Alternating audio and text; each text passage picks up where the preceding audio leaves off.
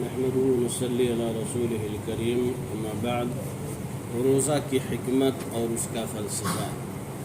برادران اسلام، گزشتہ دروس میں چند عبادات مثلا نماز، روزہ، صدقہ خیرات، عمرہ، دعا استغفار، تراویح، اعتکاف اور شب قدر کے قیام وغیرہ کا ذکر ہوا۔ ان سب سے بندوں کو بڑا فائدہ پہنچتا ہے کہ ان کے ذریعہ اللہ کی رضا حاصل ہوتی ہے، بندوں کے گناہ معاف کیے جاتے ہیں، ان کے درجات بلند ہوتے ہیں، وہ رحمت کے فرشتوں کی دعاؤں سے نوازے جاتے ہیں،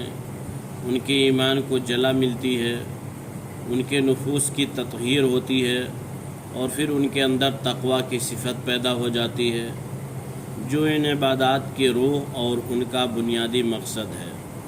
یہ سارے دینی فوائد بالواسطہ یا بلا واسطہ روزہ اور رمضان کی برکتوں سے حاصل ہوتے ہیں، لیکن ان کے علاوہ بھی روزہ داروں کو کئی دوسرے فائدے حاصل ہوتے ہیں جن کا یہاں بیان ہوگا۔ پہلی چیز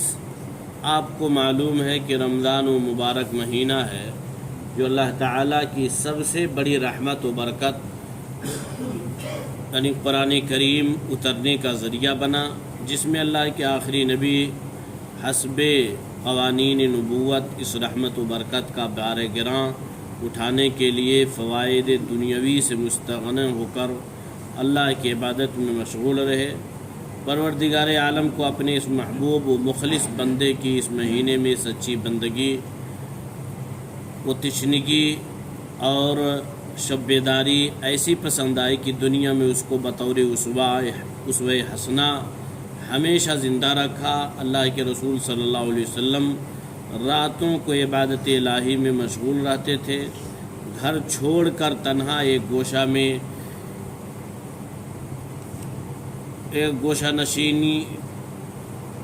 نشین ہو جاتے اور بھوکے پیاسے رہتے۔ پس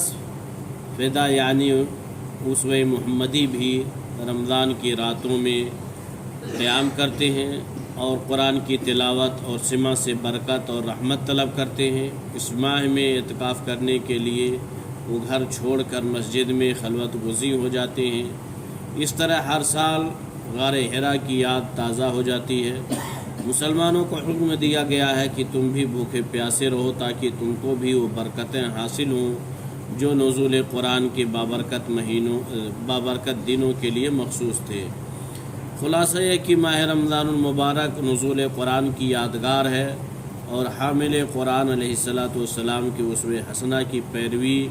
و اتباع جو آج تک قائم رہی اور ہمیشہ زندہ و قائم رہے گی۔ دوسرا فائدہ، انسان کے اندر دو قوتیں ودیت کی گئی ہیں، ایک بہیمانہ اور دوسرے ملکیہ، اور یہ حقیقت ہے کہ قوت بہیمانہ کا غلبہ قوت ملکیہ کے ظہور کو روک دیتا ہے، اس لیے قوت ملکیہ کے ظہور اور غلبہ کے وقت قوت بہیمانہ کو دبانا ضروری ہے۔ اور یہ بھی ثابت شدہ بات ہے کہ قوت بہیمیہ کی شدت اور غلبہ کا سبب کھانا پینا اور لذائذ شہوانی و مادی میں انہماک ہے، لہذا بہیمیہ کو شکست دینے کے لیے ضروری ہے کہ اس کے مقتضیات و مطلوبات اکل و شرب و لذائذ دنیاوی کو ترک کیا جائے، اور آپ جانتے ہیں کہ اسی چیز کا نام شریعت میں صوم رکھا گیا، گویا کہ روزہ ملکوتی حالت کے ظہور کا نام ہے، یعنی حقیقی روزہ دار کا بدن انسان ہوتا ہے لیکن اس کی روح فرشتوں کی زندگی گزارتی ہے جو کھانے پینے اور دیگر لذائذ مادی سے پاک ہیں اور جن کی زندگی کا مقصد محض احکام الہی کی تعمیل و بجا آوری ہے۔ اس لیے روزہ دار بھی کھانا پینا چھوڑتا ہے، دنیوی ضروریات اور شہوانی لذائذ سے حسب استطاعت الگ رہنے کی کوشش کرتا ہے، کسی کی غیبت نہیں کرتا، کسی کو برا بھلا نہیں کہتا، کسی سے لڑائی جھگڑا نہیں کرتا اور برائی کا بدلہ نیکی کے ساتھ دیتا ہے۔ تیسرا فائدہ، کسی بھی مشین سے اگر برابر کام لیا جائے اور کبھی اسے آرام کا موقع نہ دیا جائے تو کمزور اور خراب ہو جائے گی اور اپنا کام بہتر طریقہ سے انجام نہ دے سکے گی۔ یہی حال انسان کے معدے کا بھی ہے، اگر اس سے مسلسل کام لیا جاتا رہے گا تو وہ کمزور ہو جائے گا اور غذا کو اچھی طرح ہضم کرنے کے قابل نہیں رہے گا،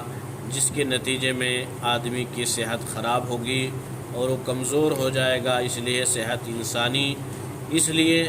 صحت انسانی قائم رکھنے اور بدن کو تازگی و چستی پہنچانے کے لیے ضروری ہے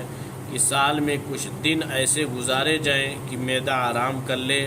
اور تازہ دم ہو جائے۔ اس طبی مقصد کے حصول کے لیے بھی روزہ مفید ہے۔ چوتھا فائدہ، روزہ کے ذریعہ نفس امارہ مغلوب ہوتا ہے اور انسان کو اچھے اعمال کرنے اور فواحش و منکرات سے بچنے کے مواقع میسر آتے ہیں۔ مثلاً آپ اس منظر کو تصور کریں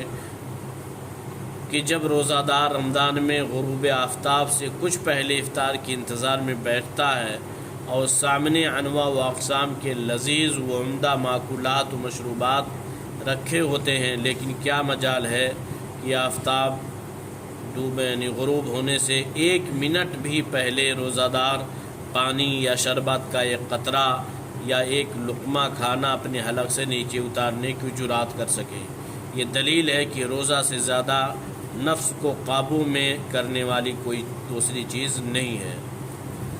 پانچواں فائدہ، روزہ کی وجہ سے امیروں اور مالداروں کے دلوں میں فقیروں اور مسکینوں، محتاجوں، یتیموں، بیواؤں اور معذوروں کے ساتھ اچھا سلوک کرنے کا جذبہ پیدا ہوتا ہے۔ روزہ دار جب بھوک و پیاس کی تکلیف محسوس کرتا ہے اور محض ایک وقت کھانا نہ کھانے کی وجہ سے بے حد کمزور اور پریشان ہو جاتا ہے تو اس کو لازمی طور پر اپنے ان بھائیوں کی فاقہ کشی اور گرسنگی کا خیال آتا ہے جو کئی دن فاقہ کر کے گزار دیتے ہیں اور جو ایک ایک ٹکڑے کے لیے دربدر مارے پھرتے ہیں۔ وہ ان پر ترس کھاتا ہے، اس کا دل نرم پڑ جاتا ہے اور اس میں احسان و سکون کی زبردست خواہش پیدا ہوتی ہے۔ چھٹا فائدہ، بے شمار ایسے لوگ ہوتے ہیں جنہیں جماع اور مباشرت کی پوری قوت ہوتی ہے اور بیوی نہ ہونے کی صورت میں حرام کاری کے ارتکاب کا خوف ہوتا ہے، مگر غربت و افلاس کی وجہ سے وہ نکاح کے متحمل نہیں ہوتے۔ ایسے لوگوں کی خواہش مباشرت کو دبانے کے لیے بہترین علاج اور ذریعہ روزہ ہے، جیسا کہ نبی کریم صلی اللہ علیہ وسلم کا ارشاد گرامی ہے،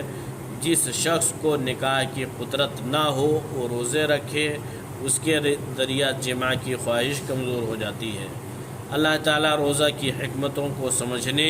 اور اس کے فوائد حاصل کرنے کی توفیق عطا فرمائے۔ آمین۔ وآخر دعوانا ان الحمد للہ رب العالمین۔